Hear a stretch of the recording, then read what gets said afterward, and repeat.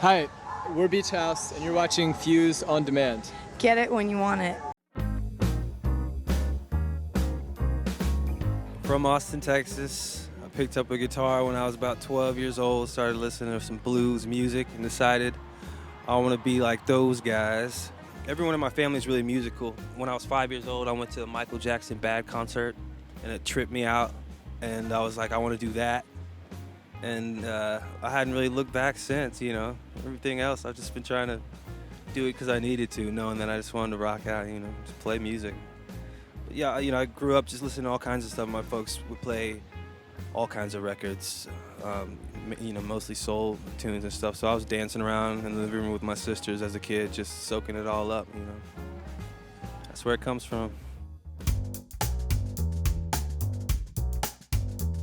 Well, I think it breaks down to just kind of, you know, all of it from Snoop to John Lee Hooker to Curtis Mayfield. It's, you know, what those guys are really great at is taking a groove, a hypnotic groove, and telling their story over it. So there's not much, you know, it doesn't seem so outside the box for me. It's good soul music, all of it, when it comes down to it, I think. Well, when I was growing up in Austin, I got really familiar. I used to hang around Antone's nightclub.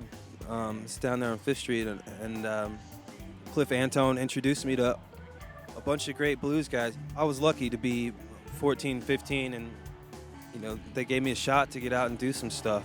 And you know, I'm always grateful to those guys, you know, forever. You know, Cliff Antone definitely put me out there and said, "Hey kid, you want to go play some blues? Well, meet this guy and check this out and check out this record, and here you go, good luck," you know. And there are all kinds of folks down there. The list goes on and on and on. There's so many great people.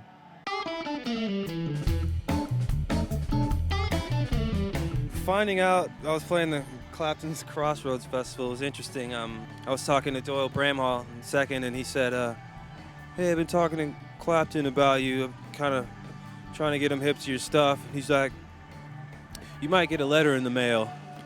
So, sure enough, a little while later, I got this letter from the man himself, and he invited me out to his festival, and I, you know, it was amazing. It was an honor. It freaked me out to be there in front of him and B.B. King and Buddy Guy, you know, all these guys that I look up to. And it's a dream come true, really. You know, I was confident walking off stage, but on stage, I was a nervous wreck, man. It was good, though.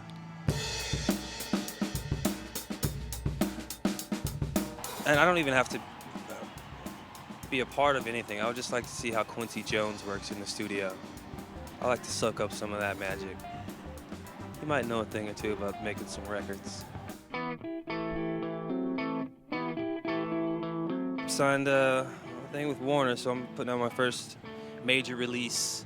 I can tell you that Rob Cavallo is producing. I've written most of the songs, still working. I won't tell you if anything special is gonna happen. I'll let you wait for it. But so far it's going great. We're moving really fast, and I'm living a dream. I get to play music, and people seem to be enjoying it with us, so it's great.